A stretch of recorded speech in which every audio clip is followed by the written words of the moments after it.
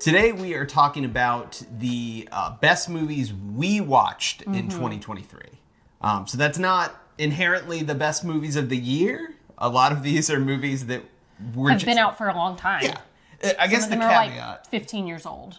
Yeah. One of mine is. Well, you're betraying, you're spoiling your list for me. Spoilers. We haven't told each other our list. Yeah, we don't know. So we each came up with the top 5, our personal favorite movies we watched this year, with the caveat being it has to be the first time we watched it. Yeah. So no rewatches. Like, yeah. I can't say that Home Alone 2 is the best movie I watched this year. So this has to be something that was new to us this year. Maybe some of them will actually be from 2023. Yeah. A couple of mine are from 2023. Okay, I'm glad your list is pretty current. Yeah. And I'd be surprised if there's something on your list that I hate. I don't think we're going to be debating anything. Yeah, we're not going to be debating. Okay. Yeah. All right. You want to get into it? Yes, but I think you should go first unless your number 5 is controversial. Okay. My number 5 is Licorice Pizza. Ooh, Is it on your list? Yes, and it might be my number 3. Okay. So immediately right off the... Actually, that was my number 2. Oh, dang. Okay. Okay. I love movies that make me nostalgic for a time period when I wasn't alive yet. And I think... Is that called nostalgia? I don't know.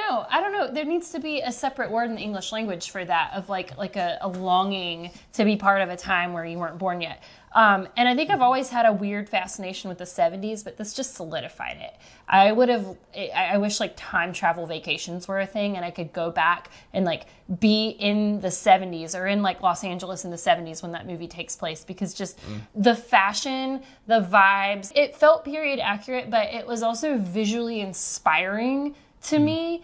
I thought that Philip Seymour Hoffman's son was amazing, and Is that Philip Seymour Hoffman's son? Yeah, I looked it up because I was like, "Who is this young actor? He's very good." And I was a little disappointed that he was a nepo baby. But when you're Philip Seymour Hoffman's nepo baby, like that's a little bit different because he was such an incredible actor, and I love that his like influence is still in the world after his death. So total tangent then, because one of the other maybe my favorite Paul Thomas Anderson film is Boogie Nights, and that is also a period piece. It is. Boogie Nights is a great movie too. But it has some of the same vibes for sure. Philip Seymour Hoffman is a prominent character in that, so it's very So it's funny that his son is now working with Paul Thomas Anderson. So you said a lot of the things that justify why I liked Licorice Pizza. I will say that since Boogie Nights came up, it's so much more naturalistic. Than Boogie Nights. It's interesting to watch a filmmaker do 2 period pieces in the same era at very different times in their career. They're separated by more than 20 years. I think Boogie Nights was a 1999 movie. I think so. Yeah. And Licorice Pizza was like 2000s. 2019-ish, yeah, something like that. It's semi-recent, not 2023. And it was very, very different in terms of style and presentation, and felt like more like non-actors. Like, I don't know what the Haim sisters' background is in terms of acting. I don't know either. That felt like casting non-actors. Yeah, and I thought Alana was really good. Was Alana the lead? Yes. The main? Okay. So the entire Haim family was in it. Like, even their parents were their parents. Because I looked this up afterwards and I was like, that's really weird. I thought all these people were like actors, a lot of them, but it's actually their whole family is in it.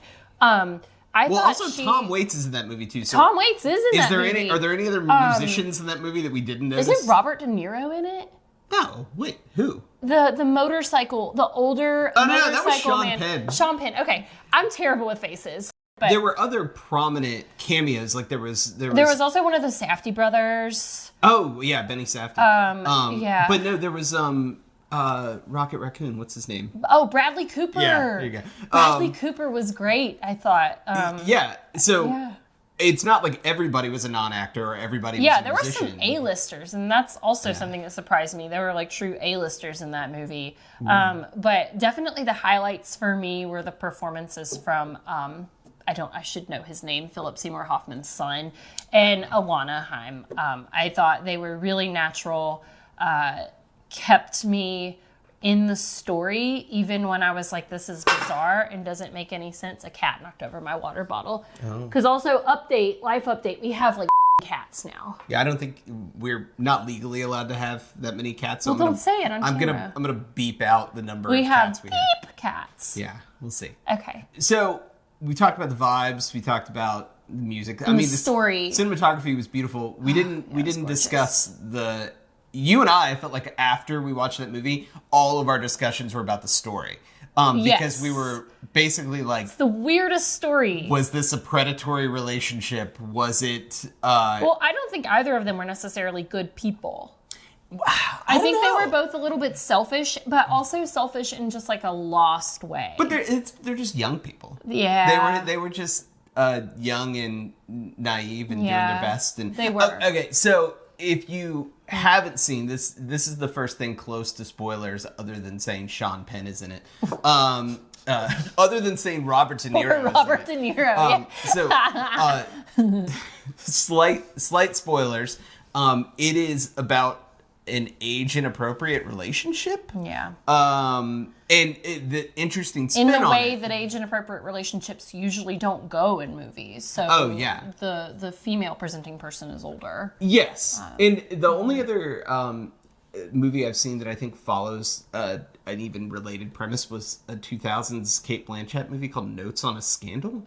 Oh, I remember that. It was Cate Blanchett and Judi Dench. Yeah, I didn't see it, but I know it got nominated for a lot of It stuff. was like a big indie film in the 2000s. But highly acclaimed. In that, it's very clearly like she's supposed to be, even if you relate to her being like lured into this charismatic young man, she's supposed to be like in the wrong. You're supposed to feel that she's in the wrong. Whereas in Licorice Pizza, I left it being like... It makes it more ambiguous, I guess I'm okay?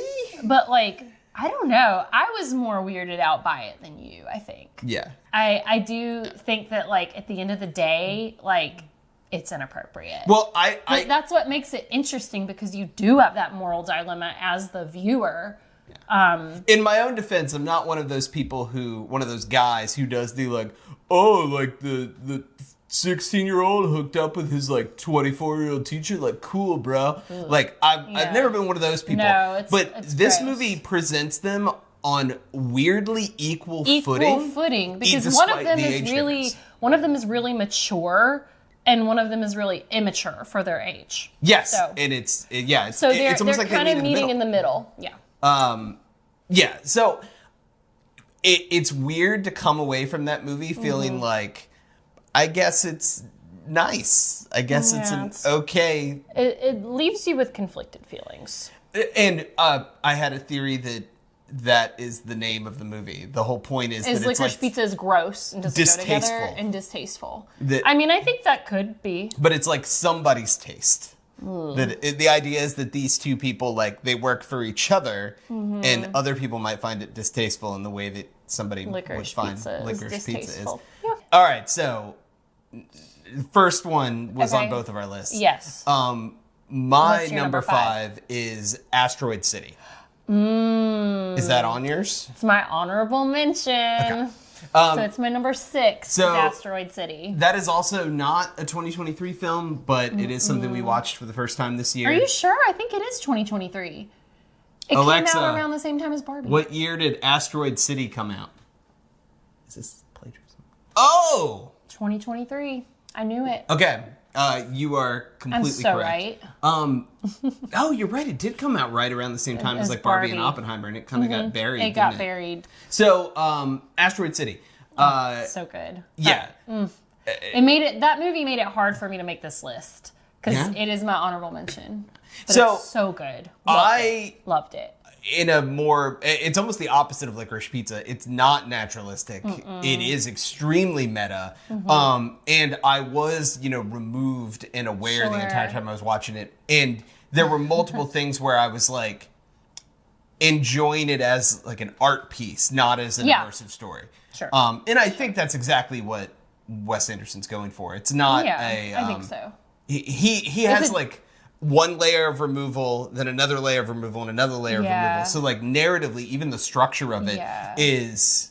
I'm probably going to get parts of this wrong, but you're essentially seeing a film adaptation of a theatrical work And you also see the writer of the theatrical work.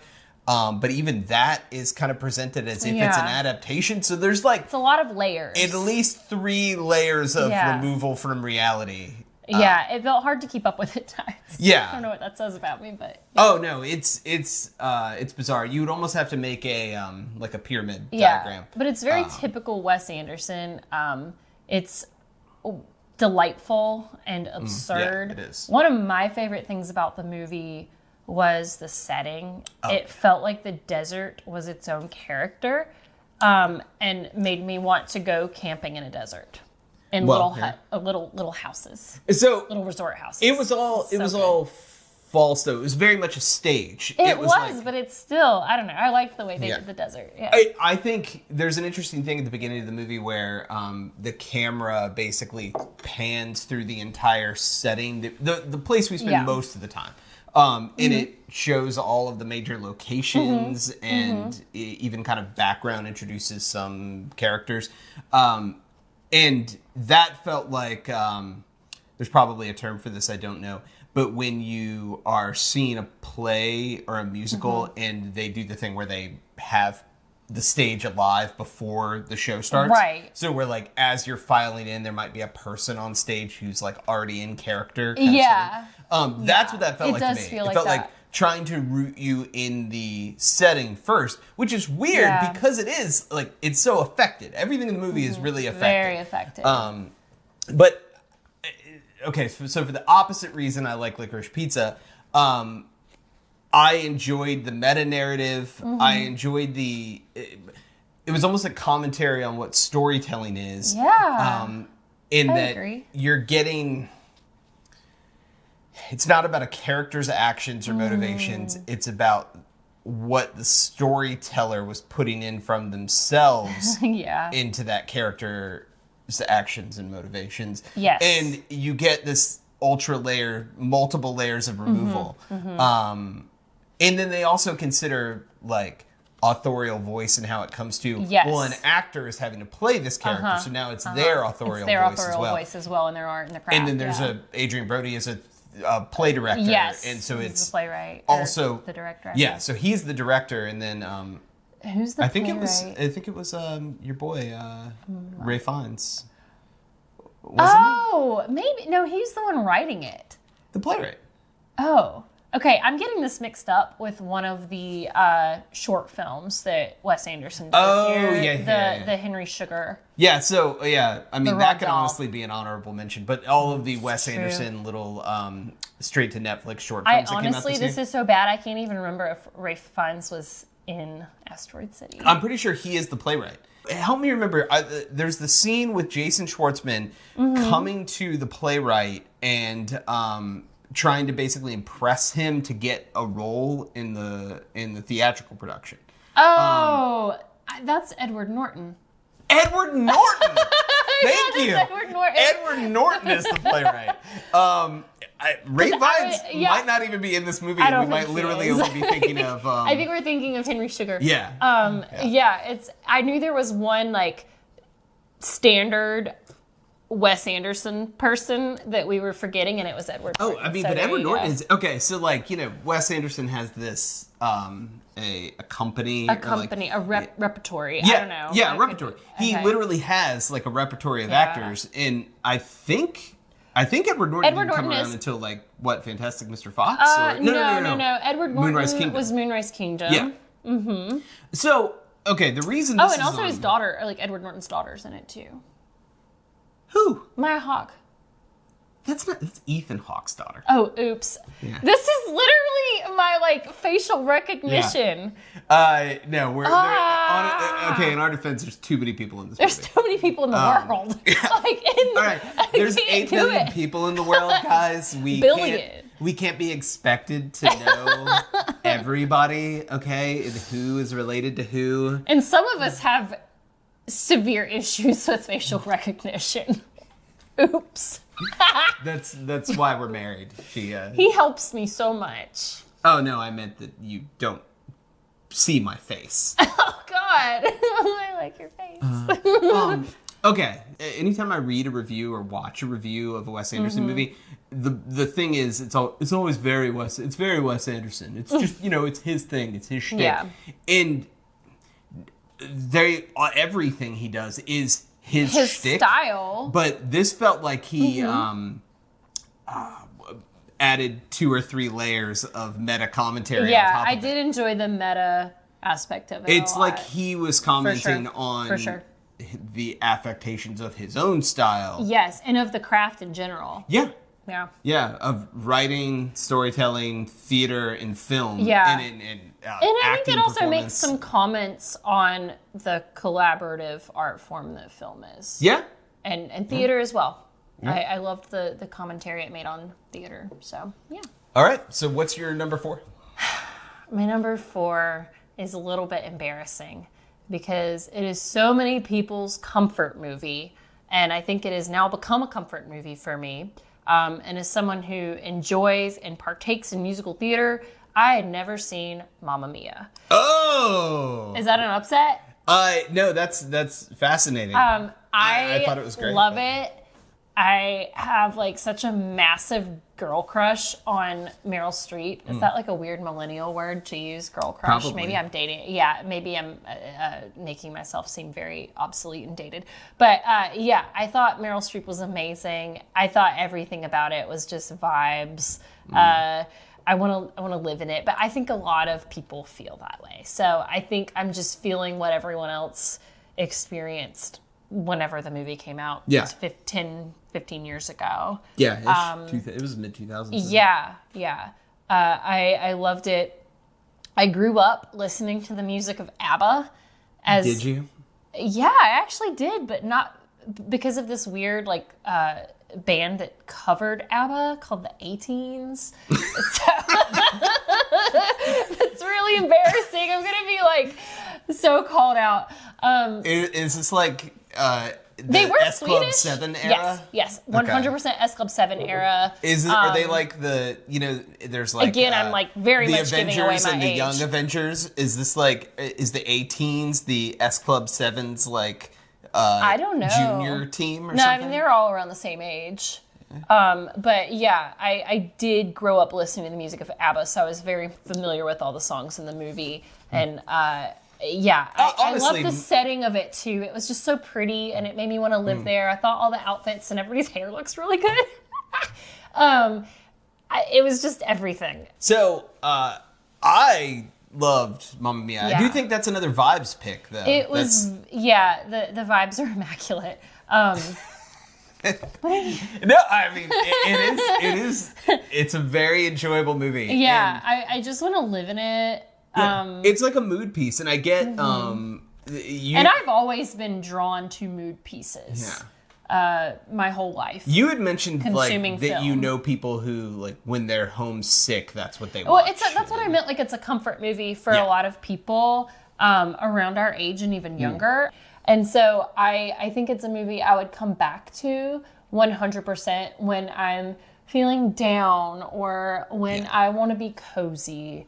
It's for sure something that I would come back to. And it's again another one of those movies where just the setting is like a character as well. It made me want to live in Greece. Well, I mean, it made me want to dress like all of them. It had that silly thing that 90s sitcoms have, where it's oh, look at this rundown apartment me and my friends have to live in, and it's the most expensive loft in New York City. It had that vibe where it was oh, our hotel is falling apart, and it's dude, that would be a $5,000 a week Airbnb. Absolutely. Right now. That is. Yeah.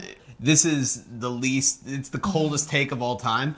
I was extremely impressed with Meryl Streep in this movie. Oh, I loved her. Mainly because, that's why I said, just all the girl crush. Meryl Streep is great and, honestly, so bordering overrated. But then, I don't think she's overrated. Then I see this movie and I go, oh my God, she can actually, pull off a musical number. It's so one of the hardest songs to sing in the whole movie. She does just and I can't remember the song right now, but I looked it up afterward, and one of the guys from ABBA that produced the music and helped them record said that she did it in one take. Amazing. Amazing. I didn't know she could sing like that. No, and so just So Meryl Streep is not overrated. No. She's appropriately rated. She's as appropriately amazing. rated, and I've always thought that. Yeah. My number 4 Okay, your number 4. is Spider-Man Across the Spider-Verse. That's not on mine. Huh? So you get to talk about Surprised this. you. You get to talk about this all by yourself. Okay. I mean, I enjoyed the movie a lot. I thought it was great. Yeah. So, Across the Spider-Verse, I think lives up to the hype established by Into the Spider-Verse. Yeah. And doesn't just like rest on its laurels. It still pushes the animation boundary. Absolutely. So from an art perspective, It's beautiful. yeah, it doesn't feel like they just recycled what they did from not at Into the all. Spider-Verse. Not at all. And then narratively, it was the thing that got me to understand and like the modern version of Gwen Stacy. Because like I'm did old enjoy enough her story. for Gwen Stacy to have just been like a B love interest for sure. Peter Parker. In the comics, yeah. Yes. But the whole like Spider-Gwen thing and Gwenpool, which is not as good, is like kind of post my time reading present Marvel comics. So this was the thing that I was like, oh my God, this isn't just like a knockoff. Like Gwen Stacy or Spider-Gwen is phenomenal. Phenomenal. So whereas Into the Spider-Verse, I think, was like the Miles movie, this felt was like the Gwen movie. Yeah. And I really do think the first 10 minutes or so, it's sort of a prologue that is... Oh, yeah, that's so good. It's a spin on what they did in Into the Spider-Verse. In Into the Spider-Verse, they have this Peter Parker narrated thing that's like, basically like, you know my story, and, Uncle Ben dies, and I got bit by a spider, and I became this hero, and I did this, and I did this. They do the Gwen Stacy version of that, and it's way more... moody, and she's drumming the whole time, and it's incredible. Literally doing like a jazz drum solo. It feels like Whiplash. Yeah, I mean, yeah, it did. Yeah. So it's scored with her like jazz drum solo as she recounts Miles's story, but uses this like poetic refrain where she's like, "But he's not the only one." Yeah. And it's also introducing the new art style for this movie that is like the art style of Gwen's universe, which is a little more impressionistic. And the combination of that, I literally watched the first 10 minutes of this and then it's so beautiful. Stopped and told you like, I think this is the best intro that you've ever this seen. is like the best animated movie I've ever seen. I don't know that the rest of the movie lived up to my hype. The rest of the movie was good. Yeah. Very good. It was, but my God, that opening is so good. Do you think the opening is what made it to your top 4? Yeah, honestly, yeah.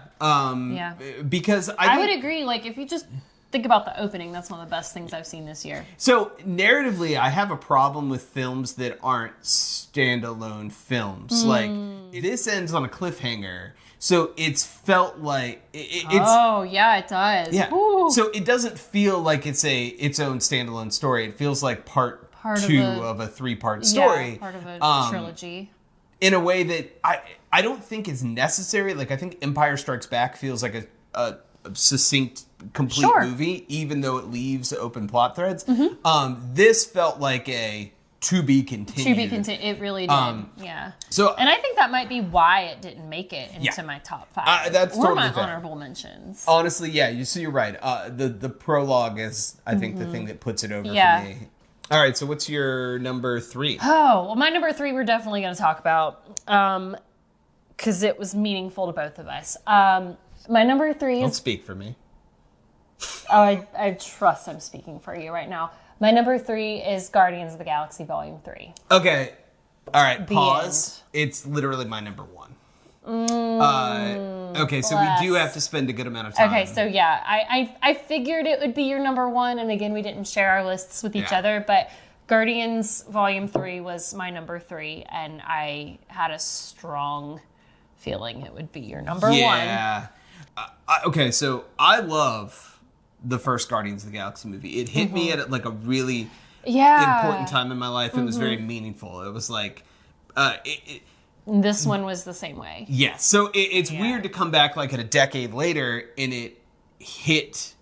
It's a different movie, but it is equally emotionally impactful in a different way. Yeah. Because both movies deal with loss, and both movies deal with the concept of like found family. Yeah. And both of those things good. are really important to me. Like the concept of found family is very important to me. Sure. Absolutely. And that's why she and I do a lot of foster work with animals and a lot with cats. Occasionally raccoons. That did happen. Yeah. So maybe I'll like, I don't know, do a video about that someday. Maybe. So I think that like there's a significance to picking your family in that those relationships are so significant. Absolutely. And I like think your own little Isle of Misfits. Yes, and that's 100% what the first movie is. Yes. The first them coming Guardians together. movie is all misfits that don't have other family, don't have other homes, and then like find home and family together. And this was Guardians 3, Volume 3 was like so emotionally impactful because it was testing the limits of that and like dealing with loss and when it inevitably crumbles. Yeah. With like losing Gamora and then without spoiling things, basically Peter being worried that he is losing Rocket in the movie as well. And then we're also seeing things from Rocket's perspective in jumping back in time. Yeah. And you have the same parallel narrative happening of his found family and losing found family. And it is just... I literally cried in that movie 3 times. It's the only movie I think that made me cry this year. I don't cry in movies like very often, but this was I lost it in this movie, and I think it was impactful in so many ways. I think it was making a statement that needs to be heard. It felt like it felt like it was in line with our beliefs, which are very much that pro animal rights, that life should be respected in all of its forms. Absolutely. Gosh, like everything about it was just I thought it said what it needed to say in a really beautiful and emotionally impactful way, and it was also still funny too. It was true to Marvel where like I laughed out loud, but like I also cried. Like But at this point in all time, around great movie. The James Gunn corner of Marvel that now no longer exists since he's moved he on. moved to DC. That corner of it does the best at balancing humor and heart, and it isn't the humor isn't at the expense of the like emotional drive Not at or all. through line of the film. Not at all. Yeah, they really let you sit in the heavy parts of that movie. It doesn't sweep it away to be like, well, this is uncomfortable, but we're just going to keep moving. Narratively, like it sits in the heaviness of it. Yeah. And I think for both of us, that was really emotionally impactful. And it was also a time of life thing for us too, where it hit us at a time in our lives where we needed the story. Yeah. Okay, so part of the reason this was so emotionally impactful for us is that we lost our soul pet. We lost our boy this year. And so the narrative dynamic between like Peter and Rocket throughout this film, like, and with killed me. Rocket and his, well, again, I don't want to give spoilers, but like Rocket and his older friend, his old found family. Oh yeah, they were so incredibly emotionally impactful. So it was at a point where it just hit us, and this was like, I don't know, I think we saw that movie a month after. Yeah, and I was honestly apprehensive because reviews at the time had done enough to warn me about like animal cruelty and stuff, and like, but it wasn't. I don't think it was that bad. I think it makes the statement it needed to make. There's an interesting debate to be had about this movie, which is that some people think that including something like inherently makes it offensive, like it's. I mean, I don't think anybody could think that this movie. You'd have to be really obtuse to think this movie is condoning animal cruelty. That's true. Really, but there are people that didn't like this movie simply because it contained the animal cruelty. But it feels like sometimes that is necessary to convey the reality of it. And it's tasteful. It pushes the emotional boundaries, but pushes the emotional boundary, but it's tasteful. Yeah. And again, it accomplishes what it set out to accomplish. But we and I can cut this, so don't worry. We live in a reality where people treat animals like literally a product. They're a commodity, not a living thing. A living being. And so I am very comfortable and appreciative of James Gunn pushing people's comfort level. Yeah. And being like, oh, here's the final villain of my trilogy of Marvel films is a person that's abusive. Literally as someone who uses animals as a commodity. And views themselves as superior. And my hero and heroes of this franchise are people who view animals and other sentient life as equals and family. And valuable. Yeah. So I think it makes a really beautiful message. I think it's a message that was timely and appropriate. Absolutely. And I think if you're uncomfortable with it, good. Yeah. It was affirming. It did. Us. It genuinely felt affirming. And it felt very affirming in it, but I can see how for some people it wouldn't be. It was nice for that to come from a filmmaker I respect. Exactly. And art I like. Sure. Okay, so that was my number 3, and your number 1. My number 1, yeah. So we've actually already hit my number 1 and my number 2. So what's your number 3? I'm all mixed up. I have to look it up. So literally my only pick left is Bones and All. Is that on your list? It's my number 1. Oh, snap. Okay. Wow. That actually genuinely surprises me. I didn't even think it would be on your list because it feels like more of a me movie. No, Bones and All is my number 1 movie that I've watched this year. Okay, not a 2023 movie, but actually pretty close, 2022. Yeah. Okay. Surprise. Well, if it's your number 1, then maybe you need to talk about it first. But it's your number 3, so that's still pretty close. Yeah. So I don't know. I loved a lot about this movie. Yeah. It was tragic. Yeah. In a way that felt almost Shakespearean. I hope that's not like pretentious to say, but it was tragic. It was a hyper elevated tragedy. Yeah. And again, like without telling any spoilers, because I think it's a wonderful movie. I thought it spoke a lot to like the experience of like being a woman. In a way, and a young, vulnerable woman as well. I thought you must be referring to all the Mark Rylance. I was like, he was genuinely terrifying. Yeah. And I thought that was a phenomenal performance from him. I should know the girl's name, the main girl. I really should know her name, and I feel bad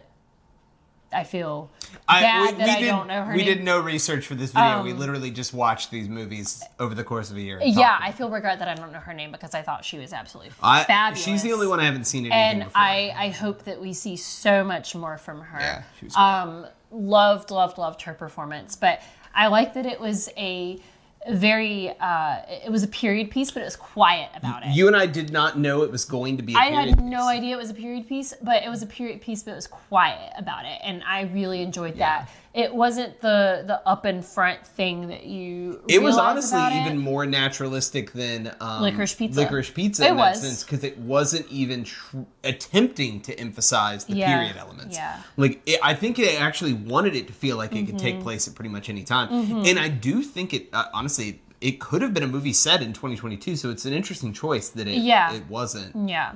But I really liked everything about it. I really liked the story. The characters made it easy to invest in them. Just fabulous all around. I don't really know what else there is to say about it except that it's like it was an A+ for me. It made me feel fear in the way that a horror movie does, but also fear in the way that real life does sometimes. And it also made me feel hope and romance and all these different things. Like it encapsulated so much, and I think the cinematography was beautiful as well. Oh, yeah. That was one of my favorite things about it. Again, just vibes. Like, cinematography was really, really beautiful. Don't spoil, don't say anything. I won't look at your facial reaction. If Barbie happens to end up being on your remaining list. There was an interesting corollary there between, you were saying, experience of being a woman in America or on the earth. There was an interesting corollary between Barbie's experience in the real world in the just general lack of safety in the like air of malevolence and violence in the world. The danger in Bones and All, like obviously that Barbie, is literally this movie, like, but yeah, you feel the danger. If you are completely unfamiliar with Bones and All, there's fantastic elements to it. Sure, it's vaguely vampiric, but actually skews a little bit more toward like cannibalism, but has some vampire tropes. But I'm with you, where like the horror of it actually has more to do with the predatory nature of the villain. An older man who develops an infatuation with a younger woman. And the sense of entitlement that he has to her. So scary. That like it feels within his rights to follow her and to kind of violate her in that way, like following her around, and that's the horror, and that's the weird corollary I was trying to make between Bones and All and Barbie. Barbie makes a comment on it. This sounds like a absurd video essay. It does. We should do a video essay where we compare on the similarities between Barbie and Bones and All. I'm not the person to make that as a male. Sure. But it is. They had a similar impact on me where it helps me, and I assume probably other general audience people relate to that feeling, that unease of being vulnerable in a way that most male presenting people are not in their lives. Right. Very true. Yeah. And as a woman, it feels validating to see that presented in a film and like, being like, this is real. Like, it's not in your head that you don't feel safe sometimes. Like, you're not crazy. It does. It feels like you're not alone in that. Yeah. So weirdly, you and I both watched Asteroid City and Bones and All on the same day. Which are so I don't different. remember what it was. Was it like Labor Day or something? I feel like it was a holiday and we were sitting around. I think it was an emotional holiday for us. I think it was like in the midst of an extremely stressful year that we just took a Saturday and we're let's not do anything. Yeah, we did a double feature, and then there was another double feature we did this year that was Yesterday and The Flash, which we won't talk about that. That double feature was not as good. Yesterday was really good, though. Like, it's not on our list, I don't think, but it was very good. Yeah. Yesterday is an enjoyable movie. Very enjoyable. Aspects of The Flash are enjoyable, but neither of those are top 5 movies. No. So, watching Asteroid City and Bones and All was a weird experience because at the time, I actually enjoyed Asteroid City more. Yeah. But ultimately, Bones and All is the movie that had much more like stick-to-itiveness. Like meat that's to the it. thing that meat. That's kind of a pun if you've seen the movie. So Bones and All, it has more takeaway. Where Asteroid City, like I enjoyed it more in the moment, but Bones and All is hard to watch at some point. Yeah, it's uncomfortable. Yeah. So where are we? Have we done all of our movies? Number 2. My number 2 is Barbie. Surprise, surprise. I think that was a heavy hitter for a lot of people this year.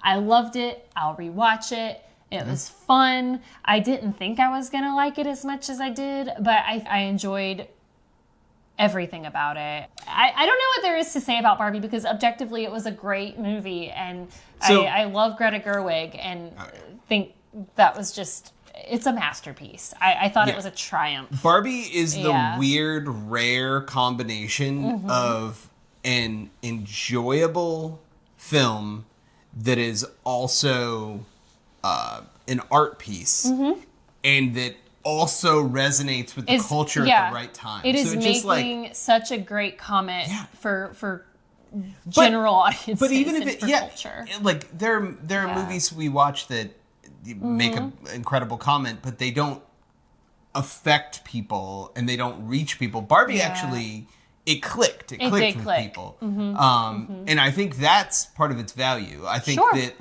I think so too. I think it's a very, very good movie on its own, but I love that it actually registered with people. It was the right time, the right place. Incredibly relevant. Yeah, loved Barbie. I really enjoyed the set design of Barbie Land, so I definitely want to highlight that.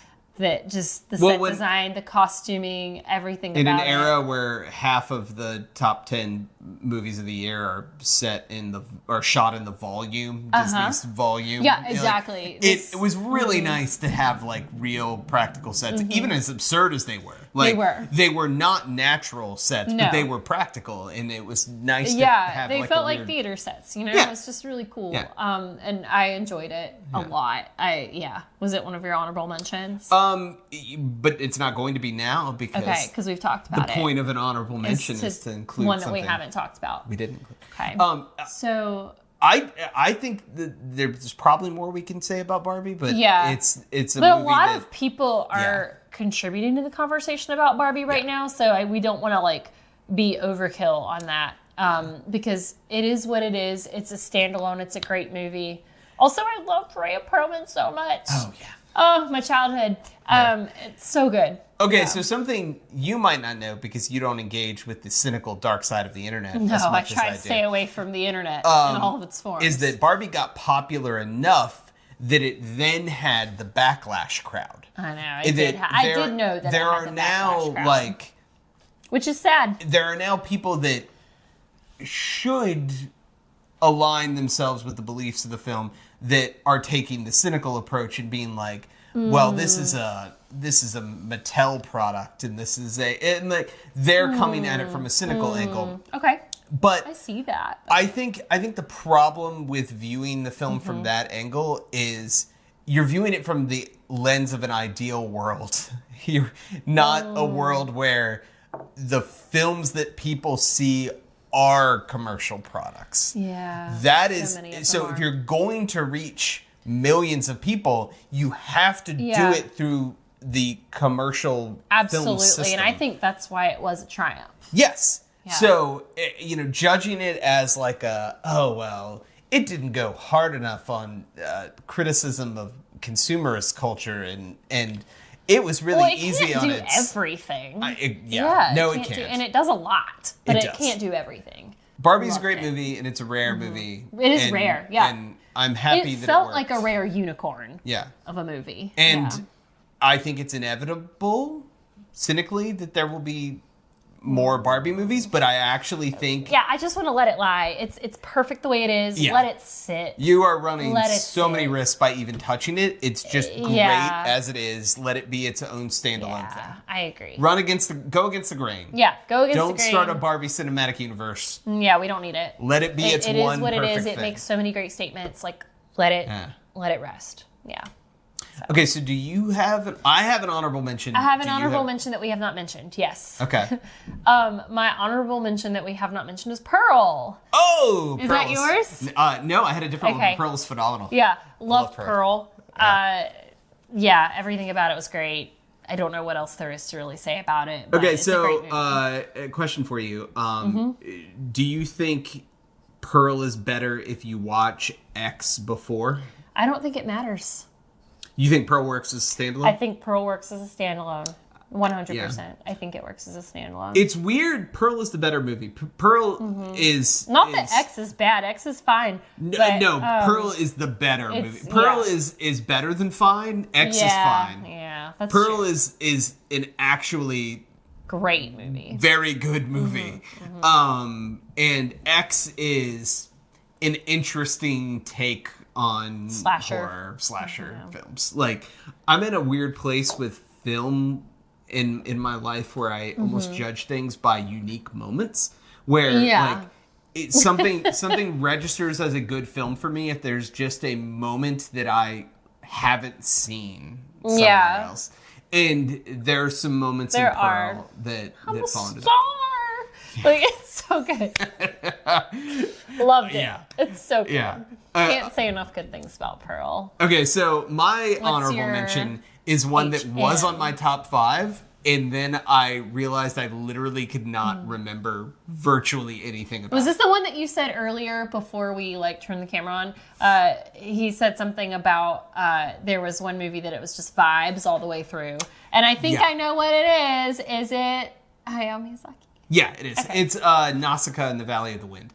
So we watched that. That's from the mid 80s. Yeah, and we also watched it in the beginning of the year. Yeah, so I think that January might be why it's a bit harder for us to remember. Yeah. But in general, Miyazaki it was the movies, 8th movie I watched this year. They are vibes. Like they are. Ghibli movies and Miyazaki movies are vibes, and sometimes it is just the ethereal experience of them. It for sure. And not like I can't recount the plot for you. I can tell you a little bit of it, but the art is just absolutely gorgeous. Yeah, it is, and I like. This is another thing where there's probably a term for it that I don't know.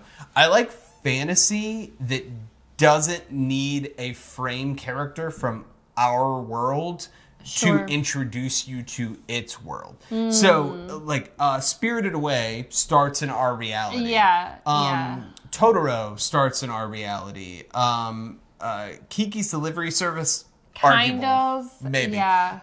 Howl's Moving Castle. Howl's Moving Castle is in the same category as this movie, where it is not our reality. Right. And it is a purely fantasy world from the beginning, and I really enjoy that. Yeah. I think maybe if you're just someone who consumes a lot of narrative, I could be speaking for other people inappropriately, but I just get tired of the. Yeah. I don't need the frame character to be like us. I don't need the introduction of they gotta step through a portal into the other world. Just show me your world. Tell your story. Yes, and it did that. That was Nausicaä. The characters, there's no frame characters. Everybody is firmly within this reality, and it was a kind of an epic fantasy world. Yes. And I liked seeing Miyazaki do that. Yeah, I loved it. I think that was probably my third honorable mention,